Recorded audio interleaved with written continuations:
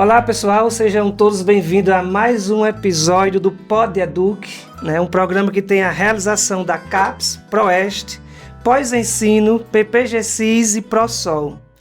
No programa de hoje a gente vai ter o prazer de conversar com um professor internacional, ele que está aqui na nossa universidade do estado do Rio Grande do Norte, como professor visitante, o professor José Rezende, que é sociólogo, professor catedrático, aposentado da Universidade de Évora, está aqui hoje como nosso convidado a vir falar sobre o seu percurso, sobre a sociologia pragmática, suas pesquisas, e a gente conhecer um pouco mais esse professor que está contribuindo com as nossas pós-graduações. Professor, seja bem-vindo aqui à nossa universidade. Muito obrigado. Ao nosso programa, e conversar um pouquinho sobre você, sobretudo, Primeira coisa, José Rezende, eu estou muito curioso para conhecer um pouco mais da sua trajetória, como é que foi a sua formação, de onde é que você vem, com o que é que tem trabalhado. Fala um pouquinho para nós aí, por favor. Já um agradecimento inicial ao convite que me foi endereçado para estar aqui em Mossoró, na UERN, a contribuir já no final da minha carreira, porque trabalhei quase 41 anos como professor e como pesquisador, primeiro na Universidade Nova de Lisboa e depois na Universidade de Évora, e vim justamente com este espírito de partilha, partilhar o conhecimento que fui adquirindo, não só na minha trajetória em Portugal, mas também nas viagens que eu fiz pelo mundo fora, em eventos internacionais. Estive um ano a trabalhar em França, tive também um ano como professor titular na Universidade Estadual Norte Fluminense de Arcias Ribeiro, em Campos de Goytacazes. Por isso tenho uma rede internacional da qual eu estou inserido, mais o coletivo de estudantes que hoje são também professores, alguns, e que fizeram doutorado comigo, e formámos um coletivo que se chama pragmáticos.pt, que tem um site que as pessoas podem observar, e foi um percurso como outro qualquer, com imensas experiências, ao mesmo tempo confrontos, estranhezas, estranhamentos mútuos, porque os contactos são sempre recíprocos entre uns e outros, mas foi, enfim, como se expressa no Brasil, legal. Apesar de tudo, foi um percurso muito estimulante. Agora, eu nasci em Moçambique.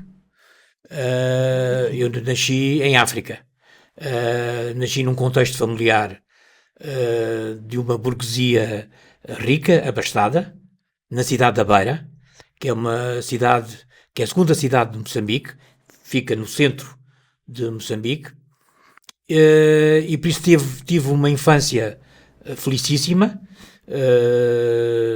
com condições de vida muito boas, quer do ponto de vista daquilo que hoje se designa as condições materiais de existência, se você quiser, o termo marxista. Usando um conceito marxista, mas também do ponto de vista cultural.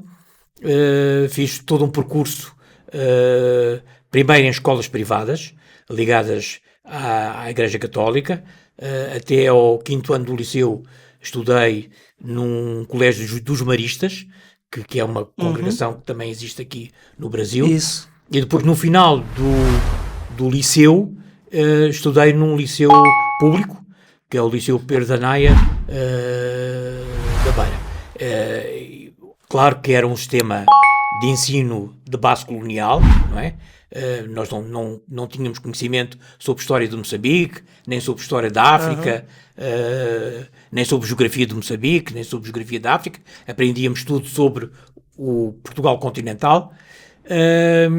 Era um colégio e uma escola e um liceu público de base de recrutamento da população branca, não é? Que vivia, obviamente, de uma forma distinta do ponto de vista das condições políticas, de saneamento básico, de conforto, etc., completamente diferente de onde viviam as famílias africanas, negras, que viviam em condições depauperáveis, em condições muito más, do ponto de vista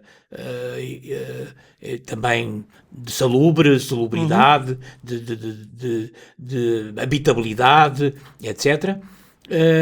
Mas, como eu disse, foi também para mim estimulante, porque para além dos benefícios económicos, políticos, culturais que eu tive por ter nascido num berço de ouro, como se costuma dizer, foi também através da minha família que eu recebi uma socialização política que fez com que, a partir da adolescência, eu começasse a ter uma consciência crítica sobre o sistema colonial. Não é?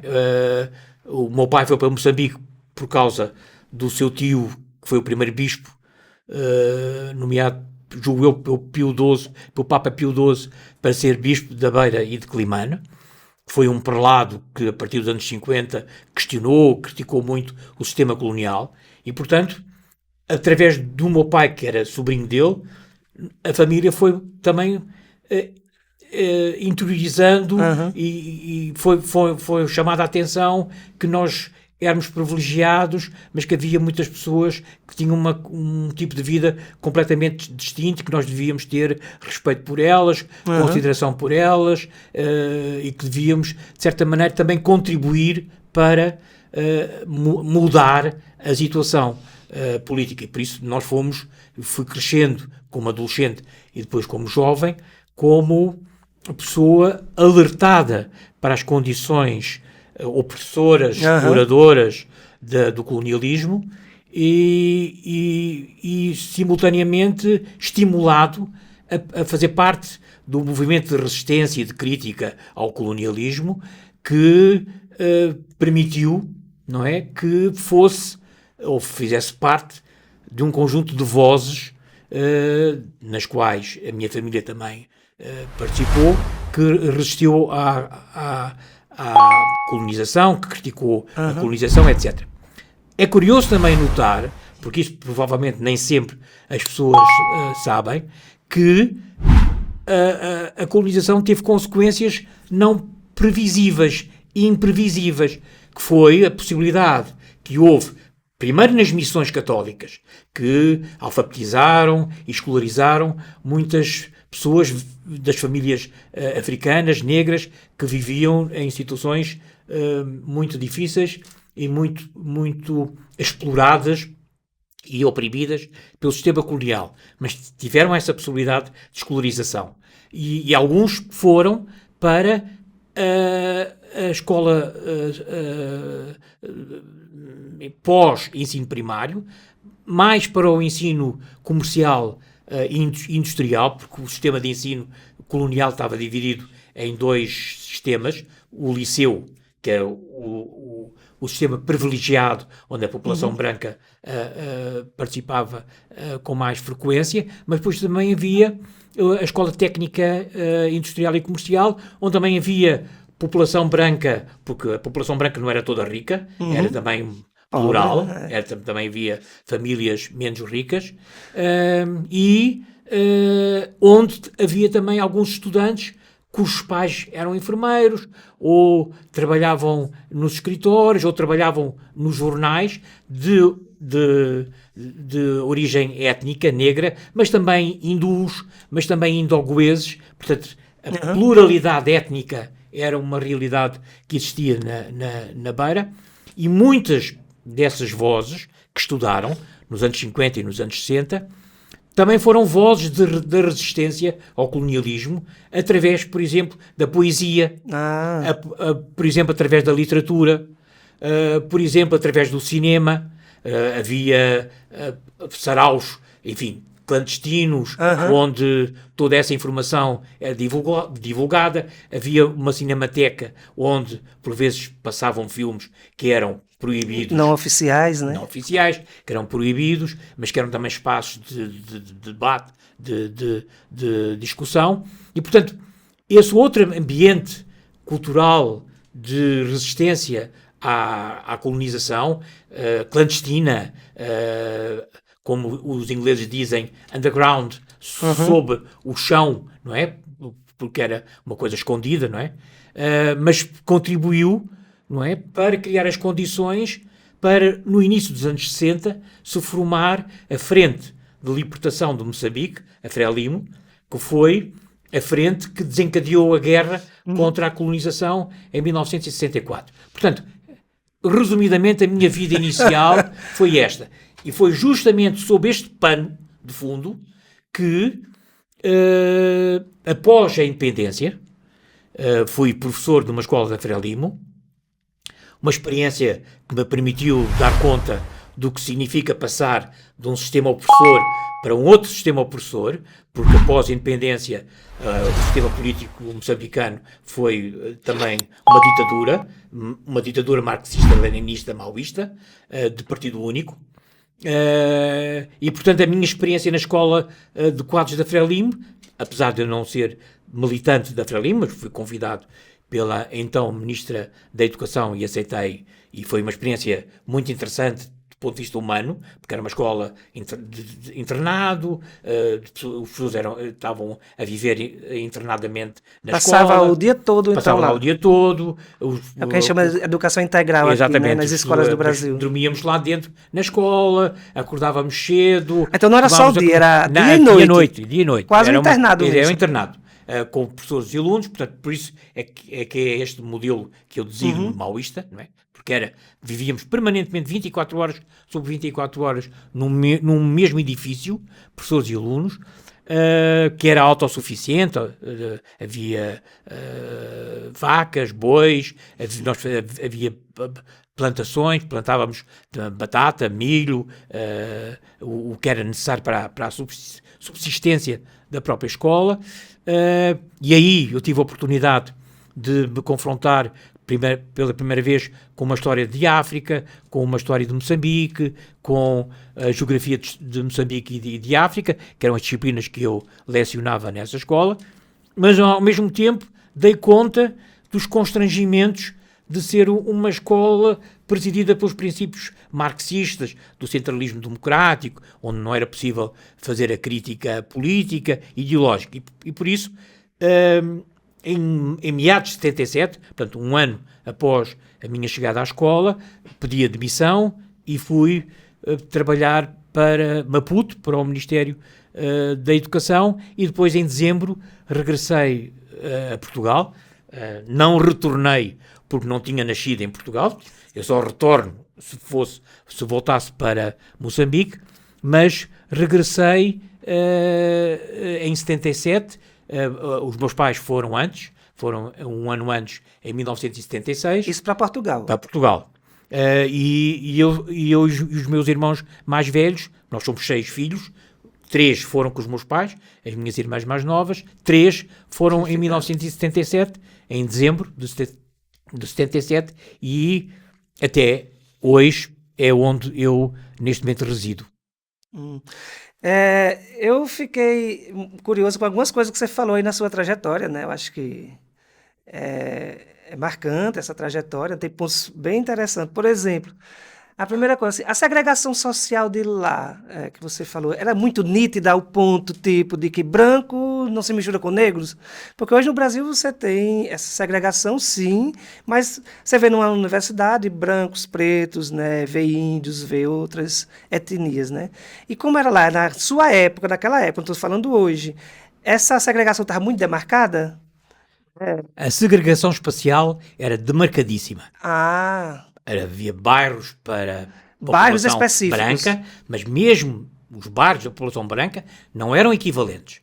Havia bairros mais tradicionais e mais abastados do que outros, mas havia uma demarcação, uma divisão social do espaço, onde a população negra vivia em bairros mais distantes do centro da cidade, em piores condições de saneamento básicos, de esgoto, etc. Básicas de vida, onde né? não havia mercados, etc., onde havia dificuldades de mobilidade, no sentido dos machibombos, que era o que significava ónibus na língua em Moçambique, e portanto isso era nítido. Agora, do ponto de vista da sociabilidade, conceito sociológico, aí era diferente de acordo com as famílias, não é? No caso da minha família, nós convivíamos com pessoas de diferentes raças e de diferentes etnias, não é? Nós tínhamos amigos negros, amigas negras, que conviviam, andávamos de bicicleta, etc., jogávamos futebol, íamos à praia, portanto, por isso é que eu fiz referência a essa socialização política que aconteceu na minha família, com os meus pais, mas em particular com o meu pai, que foi justamente quebrar essas discriminações étnicas, raciais, etc.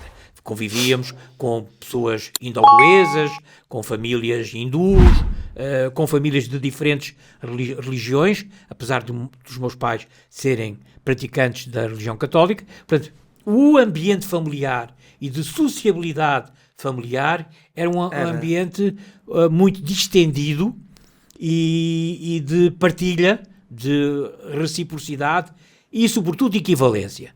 Lembro-me, por exemplo, dos meus pais sempre me chamarem a atenção que havia certos gestos, mesmo dentro de casa, que não éramos permitidos fazer porque eram gestos e postura que desrespeitavam, desconsideravam a natureza humana das pessoas que faziam trabalho doméstico em nossa casa. Mesmo sendo negras. Mesmo sendo negras. Por exemplo, nós não estávamos autorizados a pedir para nos trazerem um copo de água à sala. Nós tínhamos que nos levantar e ir à geladeira buscar a água para servir no copo. Nós não pedíamos às pessoas para fazer a nossa cama. Nós fazíamos a nossa cama. Portanto, havia todo um conjunto de trabalhos domésticos, não é? Que eram feitos tanto pelo lado masculino, pelo lado feminino, que é outra coisa que nós aprendemos em casa. Por isso, todos nós, homens e mulheres, sabemos cozinhar, sabemos ir às compras. Importante essa educação, né? Exatamente. Que não ensina nas escolas. Exatamente. E, portanto, esse trabalho doméstico, essa divisão sexual ou de género do trabalho doméstico, nunca tivemos em casa. E isso foi, para nós, também muito gratificante. Que é uma coisa, Zé, se me permite chamar de Zé, né, que eu acho que é interessante porque é uma parte da formação da gente, educacional, que diz respeito à cultura e àquela educação que não está restrita à escola. Por exemplo, essa situação que você coloca, né, esse exemplo dos pais, não ver o negro como essa pessoa que está lá para servir a você que é branco. Eu acho que diz respeito a uma formação humanística muito importante, né? Porque antes de ser negro, é humano. Né? E eu acho que muitas vezes falta para a gente, nas nossas formações, na nossa educação, no nosso discurso, na nossa prática, perceber que o outro não é uma cor, o outro é uma condição. Né? A cor é só uma variação. E aí eu acho que muitas vezes a educação perde um pouco isso quando não percebe essa coisa. Assim, a cor existe, ela tem a sua demarcação, mas ela não é a coisa mais importante. O outro é outro enquanto humano é digno de ser respeitado enquanto outro. Isso, e essa educação muitas vezes a gente não vê nas próprias estabelecimentos. Por isso a própria importância da sociologia na minha vida, que tem que uma é ligação, um ponto que eu vou chegar, isso, tem uma né? ligação justamente com essa experiência da minha socialização familiar, que é o conceito de pessoa. Exatamente. Entendeu? O conceito de pessoa. O conceito de pessoa é fundamental. Aqueles seres não eram indivíduos em si, na sua singularidade. Eram mais do que isso. Eram pessoas. E, portanto, como pessoas deviam ser respeitadas, consideradas da mesma forma como nós nos considerávamos como pessoa. E esta equivalência, que não existia do ponto de vista económico, nem existia do ponto de vista cultural, porque eram pessoas que por vezes nem eram alfabetizadas, ou tinham uma pequena alfabetização, às vezes tinham dificuldade mesmo em falar corretamente a língua portuguesa, não sabiam escrever, mas nós estávamos lá justamente disponíveis para os ajudar a esse nível. Por exemplo, nós muitas vezes ajudávamos os colaboradores, as pessoas que trabalhavam em casa a fazer os serviços domésticos, a escrever formulários, a preencher boletins que eles não sabiam fazer, porque não sabiam nem ler nem escrever, e nós fazíamos isso por eles, a pedido. E, portanto, havia essa abertura que os meus pais nos ensinaram. Por outro lado, justamente por causa do envolvimento político dos meus pais, apesar de serem católicos, eles abraçaram aquilo que se chama o catolicismo progressista, eles conviveram com militantes da Frelimo nas células clandestinas da Beira. Eu lembro, com 12, 13, 14 anos, de assistir, escondido, porque os meus pais não autorizavam, como é óbvio, por razões de segurança, a assistir a jantares que ocorriam lá em casa, em nossa casa, com famílias negras, muitas vezes pessoas ligadas à Igreja Católica também, outras vezes enfermeiros, etc., que eram militantes da Frelimo clandestinos e que conviviam lá em casa porque, pela capacidade que o meu pai tinha de influência política, etc., para resolver alguns problemas e para, por exemplo, arranjar advogados se houvesse notícia de alguém que tivesse sido preso, etc. E, portanto, tudo isso foi importante para o desenvolvimento da socialização política que eu referi na primeira fala. Você falou de tratar o negro, né, como pessoa. Eu acho que é uns termos que eu acho muito, para mim, no meu trabalho, na forma como eu discuto, eu acho que a palavra pessoa, às vezes, não é compreendida no significado original que ela tem, né? Você percebe isso? Porque pessoa, no sentido mais etimológico da palavra, pelo menos para nós, significa relação. Né? E nós só nos tornamos pessoas, ou seja, humanos na relação. Quando você exclui o outro da relação, o outro deixou de ser humano, mas também você não percebe que você perdeu a sua humanidade ao excluir o outro. Porque pessoa é isso que está, não é somente você, nem somente, é o que nós construímos junto, que é a relação. Que tem coisas que só acontecem na relação. A amizade é uma dessas coisas, o companheirismo, o relacionamento amoroso. Não é a pessoa, o indivíduo em si, é a noção de pessoa que diz assim, eu preciso me interagir com você, porque constrói algo entre nós que não existe em nós separadamente. O respeito, por exemplo, só existe na relação, né? A dignidade, a justiça.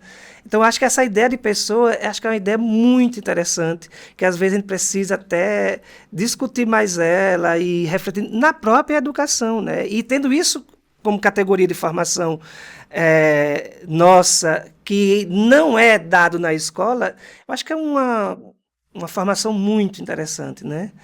Aí você falando da... Mas se o professor me permitir, se o Ailton, se me permitir tratá-lo assim, queria fazer uma outra consideração. Pois não.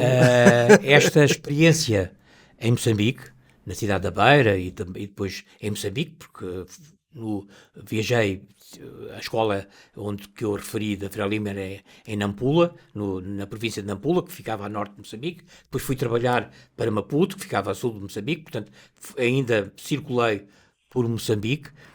Essa experiência, quer durante a colonização, quer após a libertação e a independência formal de Moçambique como nação, como Estado-nação, como país, foi muito importante para a minha escolha para a Sociologia. Extraordinariamente importante. Por exemplo, eu já comecei a estudar tardiamente na universidade, porque para ser professor tive que interromper os estudos, e portanto interrompi os estudos, só retomei os estudos na universidade aos 22 anos, portanto mais velho do que os estudantes habituais, que entravam na universidade aos 17, 18, por este envolvimento político meu em Moçambique, como eu referi. mas escolhi não História, porque inicialmente eu era para seguir História em Moçambique, porque não havia o curso de Sociologia, mas em Portugal... Mas você cursou História, então? Não, porque eu não fui para a História, porque fui professor na Escola da Frelimo, né? Se eu não tivesse sido professor na Escola da Frelimo, teria cursado História, porque não havia o curso de Sociologia em Moçambique. E qual foi o curso, então, de universitário que você fez? Em Moçambique, nenhum. Eu só cursei quando fui para Portugal, em 1977. Mas lá já foi Sociologia? Não, porque não havia Sociologia em Moçambique. Que é uma coisa curiosa. Um contexto social muito favorável, inclusive. Exatamente. Só anos mais tarde é que a Universidade de Eduardo Mondlane é que criou o curso de Sociologia. Quando eu fui para Portugal, em 77, ainda tive que fazer um ano propedêutico para depois de ser aprovado entrar na universidade, e quando fui me inscrever na universidade, tinha aberto nesse ano, em 79-80, o curso de Sociologia na Universidade Nova de Lisboa. E, portanto, eu decidi de uma forma consciente, em virtude, justamente, da toda a das trajetória, questões da injustiça, da justiça, as questões políticas, o tratamento das pessoas como pessoa, as considerações, o respeito, quer dizer, toda esta questão que na altura não tinha a formalização que estou a trazer hoje, mas que são aquilo que eu designo questões normativas e morais e, portanto, políticas, que estão na base da minha escolha para ir para a Sociologia. E lembro-me, não é, que no primeiro ano, na primeira prova escrita que eu fiz em Sociologia Geral, a minha professora, depois foi a minha colega, a Margarida Marques, fez uma pergunta sobre Bourdieu. E o texto de Bourdieu era sobre a sua estadia na Argélia. Eu pensei que era gosto de classes de vida. Inicialmente, que era um texto sobre o esboço da teoria de uma prática que ele tinha começado a escrever e que, de certa maneira, reflete a sua experiência na Argélia. E, a partir desse texto, ela pedia aos estudantes para falarem sobre o conceito de socialização. E eu fiz o contraste da socialização de uma criança e de um adolescente e de um jovem numa família burguesa, urbana, de uma família que estava que tinha os privilégios por estar num sistema colonial, que era a minha família, em contraste com a socialização da escola em que eu era professor, na tal escola da Frelimo, em que era professor. E, portanto, fiz esse contraste usando o conceito de socialização, de habitus, que eu tinha aprendido nas aulas dela através do Bourdieu. E fui muito bem classificado, justamente por causa da apreensão do conceito no contraste entre um ambiente, uma realidade política e outro ambiente com outra realidade política. Um contraste no qual você estava implicado completamente aí, né? Porque acho que não é tão fácil assim a gente fazer uma análise, uma leitura, seja sociológica ou a outra, de uma experiência da qual nós somos parte dessa experiência, né? Acho que é uma coisa que exige muito, inclusive, né? E aí, José, você fala assim, parece que a sociologia já estava na sua vida antes de se tornar uma disciplina e uma profissão, né? Porque você está aí falando um pouco da sua trajetória e veja que está marcada por questões culturais, políticas, né, familiares, né, sociais muito fortes. Então veja que acho que você já estava no ambiente da sociologia antes mesmo de cursar ou entrar nessa, o que é uma contribuição muito importante, né, porque eu estava antes do nosso papo querendo saber um pouco de como é que você chegou ao que você chama hoje de sociologia pragmática, né? Se essa é a sociologia pragmática, né? Com o que é que ela trabalha, né? Fala um pouco para a gente aí sobre essa sua inserção nessa sociologia do trabalho. Apresenta um pouco essa sociologia do trabalho para a gente, ou pragmática para a gente. Muito obrigado. Eu fiz o curso de Sociologia durante 4 anos. Já em Portugal? Já em Portugal. Fui muito bem sucedido, né? De tal maneira que quando cheguei ao final, como não havia ainda professores formados em Sociologia, porque era A primeira turma? Era a primeira turma. Fui convidado para fazer concurso e em 83, 84 entrei primeiro como monitor e depois o ano seguinte como assistente estagiário. E fiz todo o percurso ligado às teorias sociológicas. Tive essa sorte, porque é bom precisar isso, porque fui desde cedo confrontado com a necessidade de ter uma profunda segurança com todo o património sociológico teórico, desde Marx até aos contemporâneos dos anos 70, 80. Já pegando Frankfurt ali? Tudo. A disciplina que eu dava eram 90 horas semanais e começava em setembro, outubro, e terminava em junho, e durante essas horas, as aulas eram 3 horas, eu, a partir de problemas conceituais, fui falando de Marx, de Durkheim, de Weber, de Simmel, sempre com contraste, em confronto com Elias, com o Pierre Bourdieu, com o Goffman, os mais contemporâneos, com a Escola de Frankfurt, etc. E, portanto, isso permitiu-me ter uma bagagem teórica que faz com que, enfim, possa, em qualquer circunstância, falar sobre alguns aspectos destes autores, e permitiu-me ir para constituir o projeto de doutorado com base nas orientações teóricas do Bourdieu e da sua equipa. E isto é que é curioso. Isso no doutorado? Do doutorado. E qual foi a questão? Portanto, a questão era tentar entender o que é que leva os professores do ensino médio, e portanto eu estudava os professores do ensino médio no caso do Estado Novo, que era o Estado colonialista, ditatorial, que foi de 1926 até 1974, como é que os professores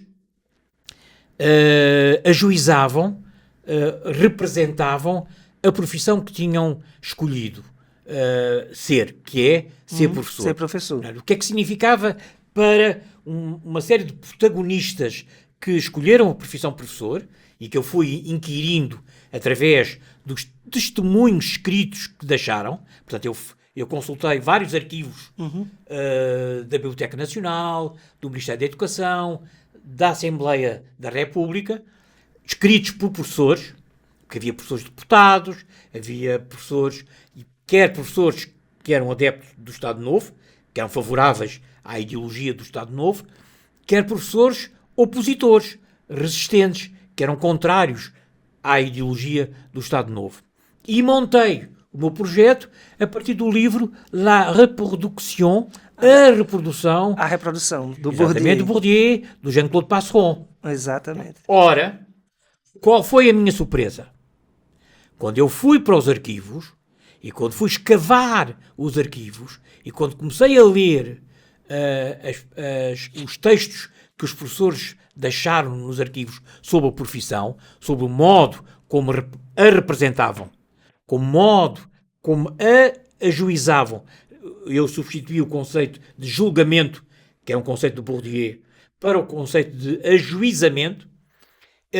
Fui notar que a ideia da reprodução, da dominação sociocultural exercida pela escola não encaixava no meu objeto, porque encontrei... Essa foi a surpresa. Essa foi a surpresa, porque encontrei justamente aquilo que na sociologia pragmática eu designo como operações críticas.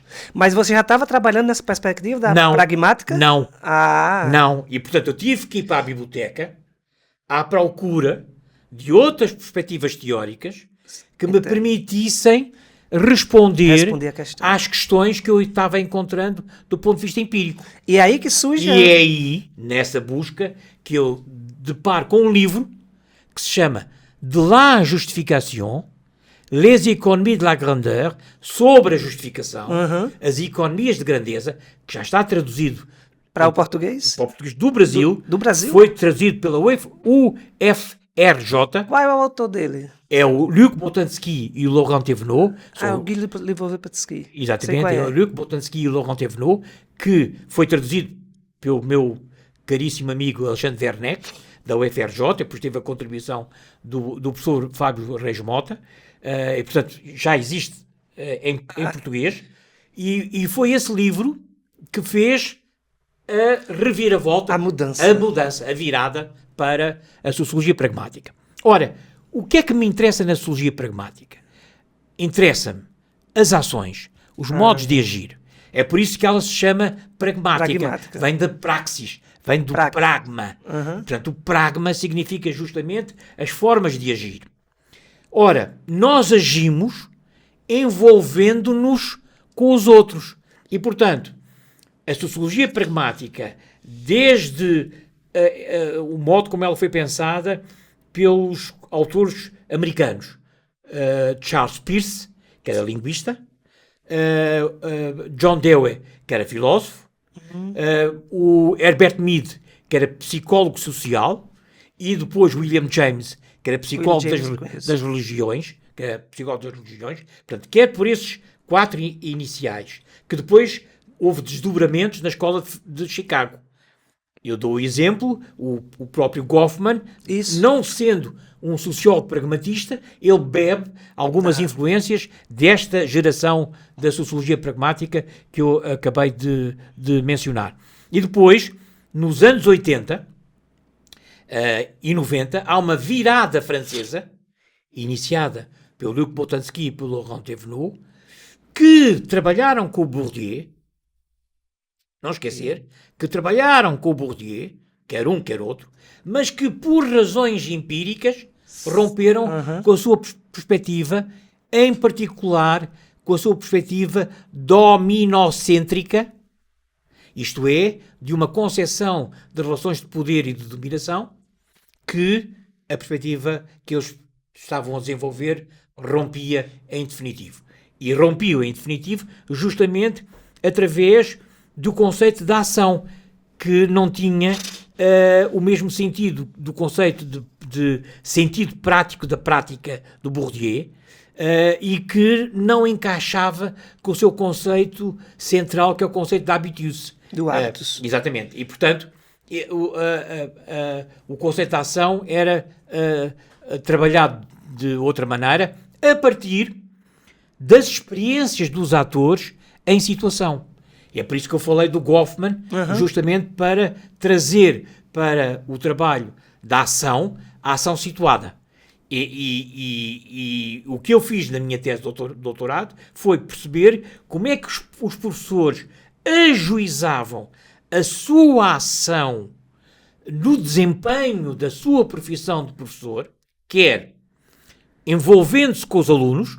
Portanto, aqui nós estamos a trabalhar em envolvimentos da ação de natureza pedagógica, em sala de aula, ou em outros contextos educativos, mas também como é que eles ajuizavam os seus envolvimentos da ação com os pais dos alunos, com os políticos, com a religião católica, com os jornalistas. Portanto, eu dei conta, por aquele material documental que eu fui pesquisando, que os professores não ajuizavam a sua profissão de um modo crítico pelas formas de agir exclusivamente junto dos alunos. Eles encaravam a profissão numa pluralidade de ambientes, numa pluralidade de experiências, numa pluralidade de situações que envolviam os pais dos seus alunos, que envolviam os jornalistas, que envolviam as decisões políticas e governamentais, que envolviam os membros da Igreja. E isso é extraordinariamente estimulante, isso foi extraordinariamente inovador no panorama da sociologia portuguesa e no panorama da própria sociologia da escola ou da sociologia da educação, porque eu tentei cruzar e tentei romper com quintas, com feudos que existem na nossa disciplina. A Sociologia da Educação por um sim, lado, da disciplina, a Sociologia da Profissão exatamente. por outro, a fragmentação, a Sociologia do Estado por outro, a Sociologia Política que não por se outro, comunicam. que não se comunicam. Ora, eu tentei comunicar todas elas. Ou seja, um exercício de interdisciplinaridade, basicamente. Mesmo no interior da própria Sociologia. Numa época onde não existia essa valorização disso. E dialogando com a história, uma vez que eu analisei o período que vai desde 1926 até 1974, não é um momento presente, portanto, usei aquilo que podemos designar a Sociologia Histórica, não é? Mas também com a Antropologia. Sim.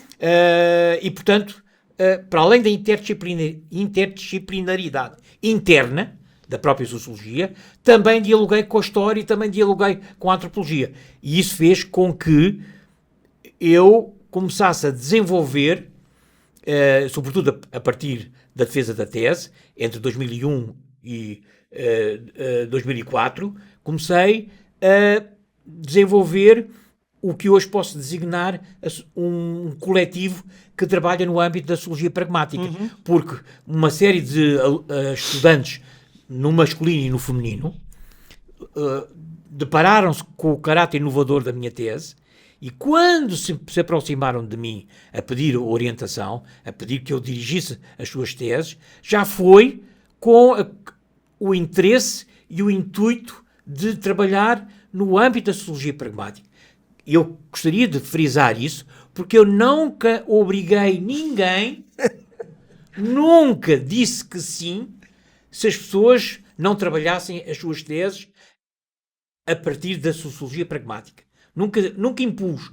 O que foi curioso é que as pessoas vieram ter comigo, exatamente, já com interesse em trabalhar sobre a sociologia pragmática. E por isso fui construindo, doutorei cerca de 28 pessoas, de vários pontos, inclusivamente colegas do Brasil. Na UENF eu trabalhei também com a sociologia pragmática. O Heitor Benjamin foi meu orientando na UENF. O Birajara Santiago também foi outro. São brasileiros, São brasileiros. Que foram orientados por você nessa perspectiva da sociologia pragmática. Aqui, exatamente. E tive outros que foram bolsistas sanduíche e que eu orientei no Brasil. E por isso acabei por constituir uma rede interna bastante ampla. Fui fazendo entre 2009 até hoje, anualmente e depois de 2 em 2 anos, encontros durante 3 dias na cidade de Porto Alegre, que é uma cidade alentejana que fica no Alentejo Norte. Encontros de 3 dias em que nós dormimos, comemos juntos, é uma espécie de clausura sociológica com convidados externos, eram encontros internacionais, onde debatíamos textos, artigos feitos pelos estudantes, uns já doutorados, outros em processos de doutoramento. E então eram sempre 3 dias muito interessantes porque havia espaço para as pessoas apresentarem a comunicação, havia espaço para debate e todos estes encontros foram passados a livro. E, portanto, neste momento nós vamos entrar no 11º encontro, que vai ser no próximo ano em Porto Alegre. Aqui no Brasil mesmo? Aqui, não no Brasil. Porto Alegre? É uma cidade alentejana. Entendi. Também se chama Porto Alegre. Não é Porto Alegre, é Porto Alegre, tudo junto. Aqui também nós temos uma cidade da Serra de Porto Alegre, que é junto também. Exatamente. E foi bom perguntar porque o pessoal não confundia os locais, né? Exatamente. E todos estão em livro e, portanto, há acesso para as pessoas conhecerem essa, enfim, aventura académica que permitiu justamente depois inserir-me na rede internacional que eu acabei de referir. E, portanto, a sociologia pragmática trabalha com conceitos centrais, regimes de ação, e esses regimes de ação podem ser regimes de envolvimento da ação pública, por exemplo, quando há disputas, controvérsias públicas a propósito de um sem número de objetos, onde, por exemplo, os problemas da escola podem gerar objetos de controvérsia pública, como nós estamos hoje a verificar, por exemplo, em relação aos alunos estrangeiros que imigram e que vão estudar para as escolas portuguesas, que geram, por vezes, estranhamento, estranheza e geram disputas, conflitos, quer em sala de aula, quer fora da sala de aula, quer até em espaços no entorno da própria escola, mas controvérsias sobre, por exemplo, a AIDS, nós chamamos SIDA, vocês chamam AIDS, controvérsias sobre corrupção, portanto, eu orientei uma série de teses onde, por exemplo, objetos sobre as questões climáticas, as questões da solidariedade para com os doentes da AIDS. Portanto, eu tive a oportunidade de orientar uma série de objetos sobre controvérsias públicas, simultaneamente sobre questões de vulnerabilidade, doentes mentais, pessoas que estão, de certa maneira, asiladas, sobre pessoas que estão presas, prisioneiros que estão presos, pessoas que estão em pobreza, pessoas que estão, por exemplo, numa situação de pronúncio do Alzheimer, e, portanto, estão em situações de pré-demência, e, simultaneamente, como imagina, estas disputas públicas e estas vulnerabilidades demandam um outro aspecto que nós já falámos aqui e que foi importante para a minha socialização, que é o conceito de reconhecimento.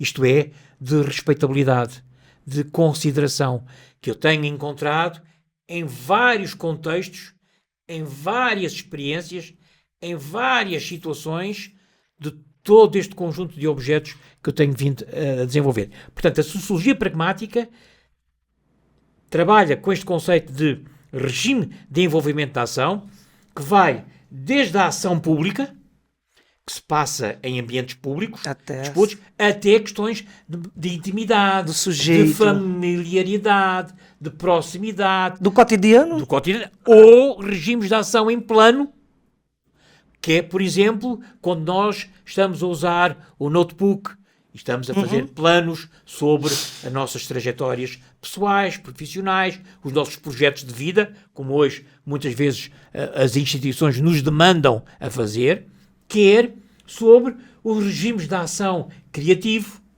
os regimes de ação de exploração.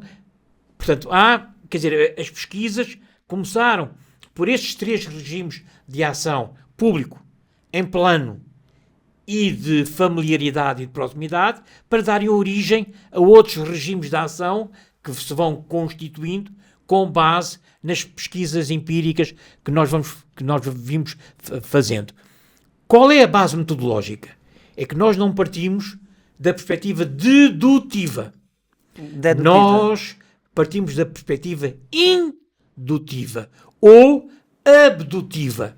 E, portanto, para nós, as questões teóricas advêm do nosso mergulho no terreno, do nosso mergulho no campo. Lá é... Ao escutar os atores, ao escutar as pessoas em situação, ao escutar as suas demandas, ao escutar as suas exigências, ao escutar as suas críticas, nós vamos constituindo a nossa aparelhagem teórica com base nestas questões que eu acabei de E as teorias podem ser reformuladas a partir disso que acontece lá. Que é uma tendência, quando a gente vai orientar trabalhos de graduação e pós-graduação, essa prática que muitas vezes, você sabe disso, que acontece, de que os alunos vão para o campo já aparelhados com conceitos, fórmulas de fazer pesquisa, questionário, e encaixam a realidade dentro de um conjunto conceitual metodológico, como que fosse possível dar conta disso. E para o aluno pesquisador, isso é muito confortável, porque ele termina espremendo e fragmentando a realidade para ter uma resposta que ele quer. Só que essa resposta parece estar muito longe porque falta essa dimensão que você assim, da escuta, do envolvimento, da descoberta, sobretudo. Né? E às vezes os alunos ficam, mas eu estou perdido. Mas é para se perder, não é para se encontrar. Tá entendendo? Esse é o grande ensinamento da minha tese de doutorado e que eu parti, difundi a todos os estudantes. Nós temos que estar predispostos, abertos à surpresa. Porque não tem descoberta se for previsível. É religião. É a famosa hipótese comprovada. Ortodoxia. E para nós sermos heterodoxos, temos que ter abertura de espírito para, conforme os dados, as informações que vamos colhendo da empiria, elas vão poder reformulando todo o caminho. Exatamente, elas vão demandando questões e nós temos que ter esta capacidade. É por isso que nós falamos em sensibilidades pragmatistas. Porque o pragmatismo não é uma caixa de Pandora. Uma coisa objetiva que tem que ser ortodoxa, comprovada, toda material, coerente, incoerente. Não, ela é também entre si distinta, heterogénea. Por isso falamos em sensibilidades pragmatistas que depois vão ser auxiliadas pela fenomenologia e pela hermenêutica. Ou seja, a própria constituição da sociologia pragmática, pelo que você fala, ela está em constante reelaboração. Primeiro com aquilo que nós chamamos de realidade, porque acho que é isso onde o conhecimento está. O conhecimento não está na teoria, que a teoria é uma formulação sobre isso. Mas, sobretudo, na capacidade que ela tem de integrar e dialogar com as famosas sociologias disciplinares. Sociologia política, sociologia da cultura, sociologia, da saúde, da família, porque eu acho da que são religião. as famosas sociologias, que eu digo, disciplinares.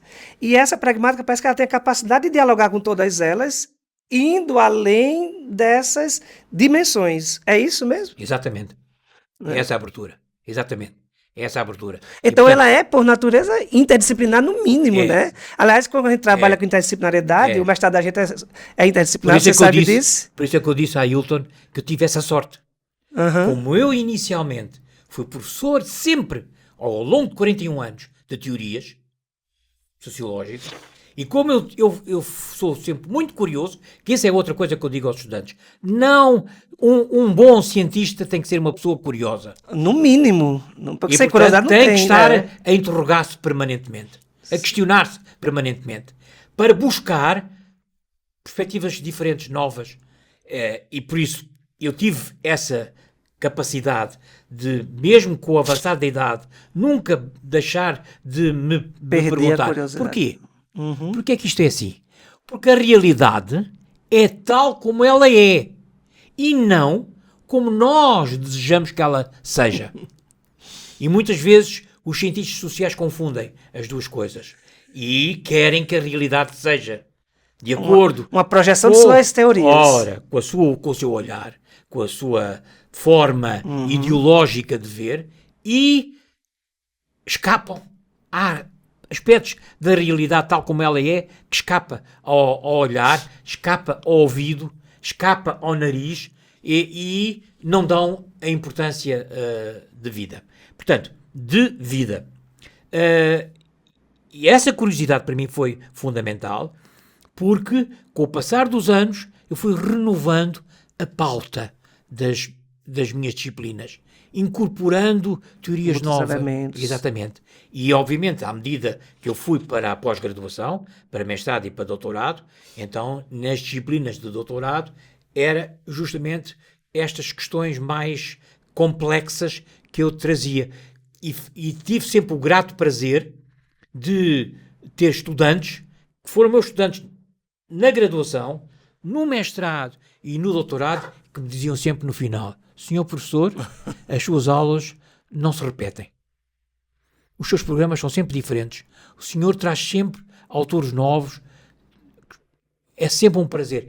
Que é uma das coisas que nós esquecemos e não fazemos. Porque nós repetimos.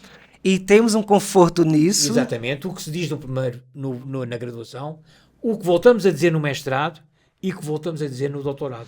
Possivelmente porque já perdeu a curiosidade, ou seja, o espírito da descoberta, Exatamente. né? Porque para muitas pessoas esse conforto cognitivo é muito interessante na academia, né? Não tem que explorar mais, descobrir mais, aprender mais, jogar fora posturas, ideias e autores, né?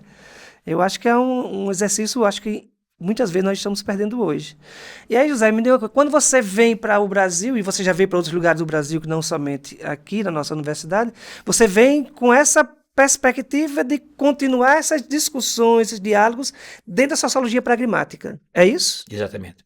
É isso. Porque, como eu disse, eu conheci o Fábio Resmota, que é professor associado e antropólogo da UF, do PPGA da UF, e que faz parte do INCT-INIAC, que foi um INCT construído pelo professor Canto Lima e por outros colegas da UF, o professor Melo, a professora Laura Graziella, a professora Simone Laúde, a professora Ana Paula Miranda, o professor Fábio Resmota, o professor Filipe Beraucan. Portanto, há a Lucia Anbaum, que é uma professora argentina, mas que já está há muito tempo no Brasil, o professor Lenin, Pires. Portanto, há uma série de antropólogos que estiveram na base deste INCT, mas a minha colaboração com este grupo de antropologia da UF começa em 2007, quando eu estou a fazer uma bolsa pós-doc. Estive um ano em França com essa bolsa pós-doc e conheci o Fábio Resmota em 2007 em Paris. E ele gostou muito da perspectiva que eu lhe apresentei e então falou com o professor Kant e nós fizemos um encontro em Lisboa em novembro de 2007, porque eu saí de Paris em julho de 2007, e em novembro eu consegui dinheiro. O professor Melo e o professor Kant vieram do Rio de Janeiro, o Fábio Resmota veio de Paris, e fizemos um primeiro encontro durante uma semana, onde partimos pedra, que no Brasil significa quebrar pedra. Quebrar pedra. Vocês quebram, nós partimos. Dois verbos diferentes que têm o mesmo sentido, e justamente para ver se havia afinidades, possibilidades de diálogo.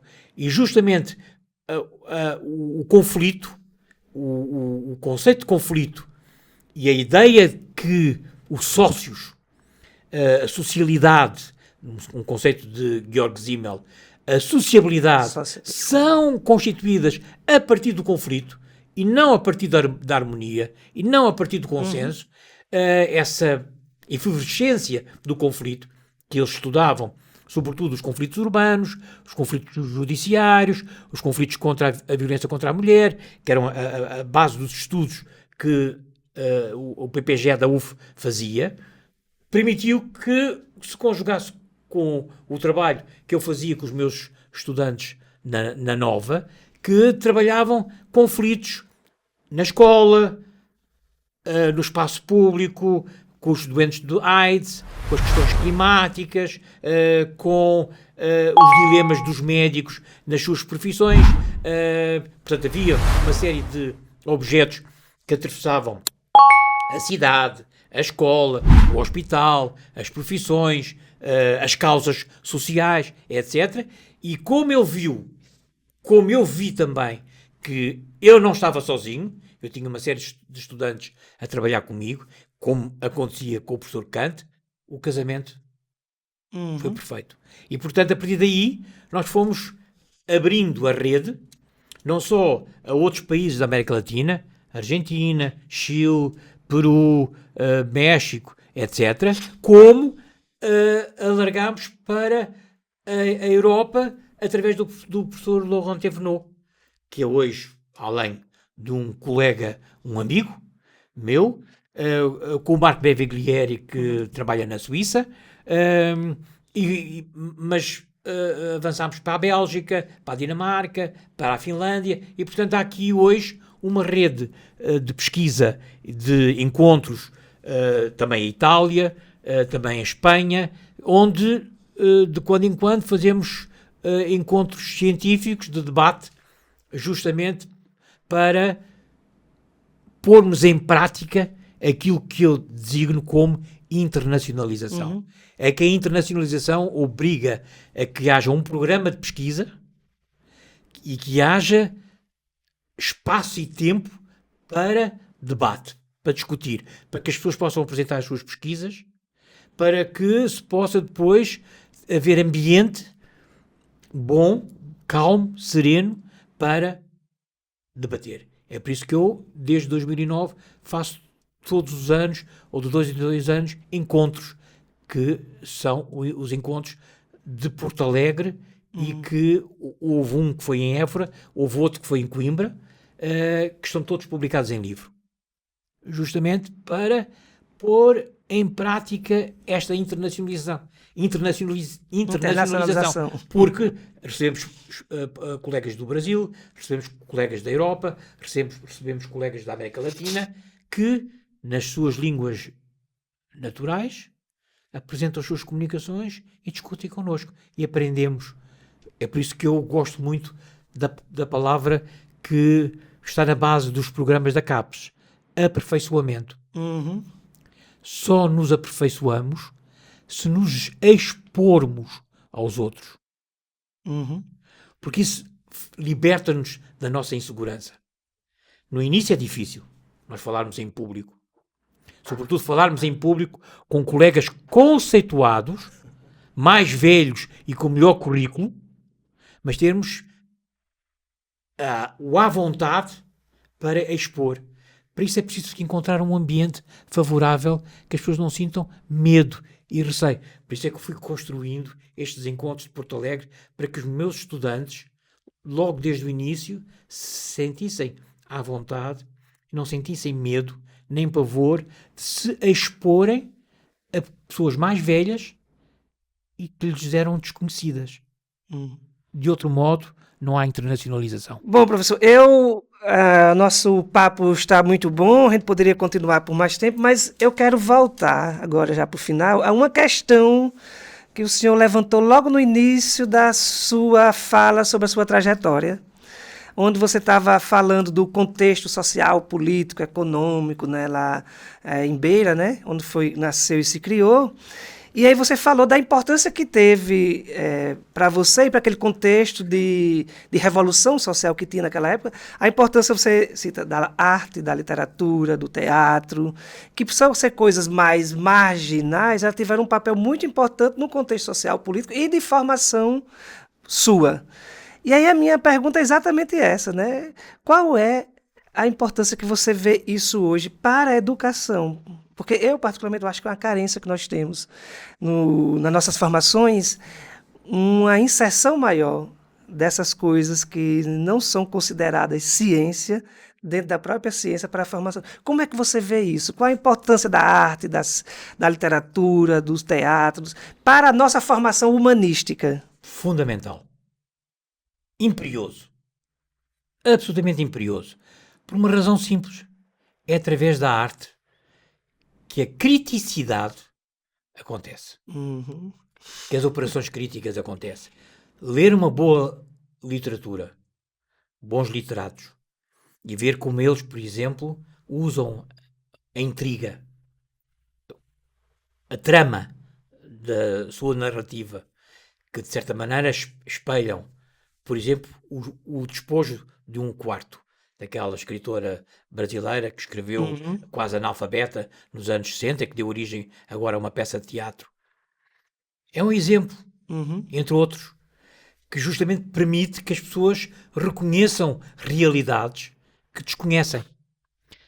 Através da arte pictórica, ou através da arte do cinema, ou através da arte escultórica, ou através da arte gastronómica.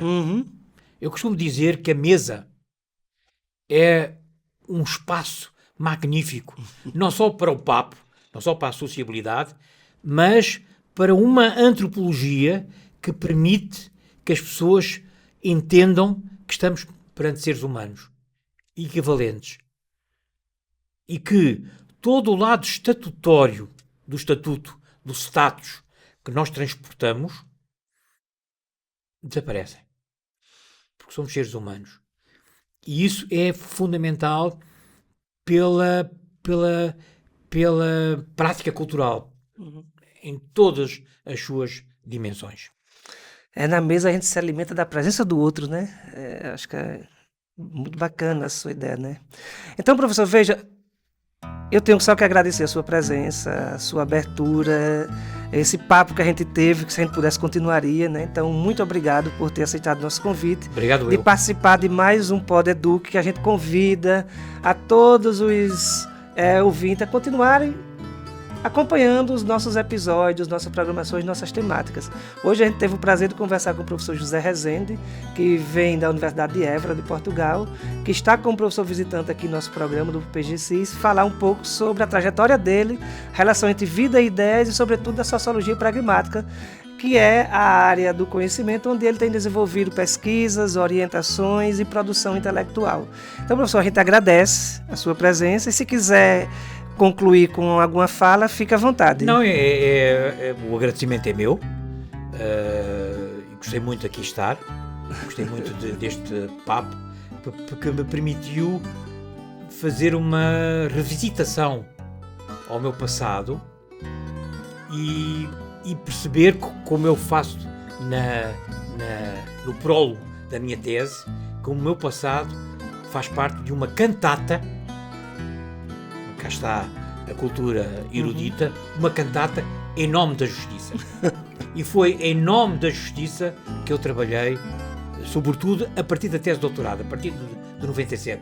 E foi as questões do injusto e do justo que alimentaram a minha entrada e o meu desenvolvimento na sociologia pragmática.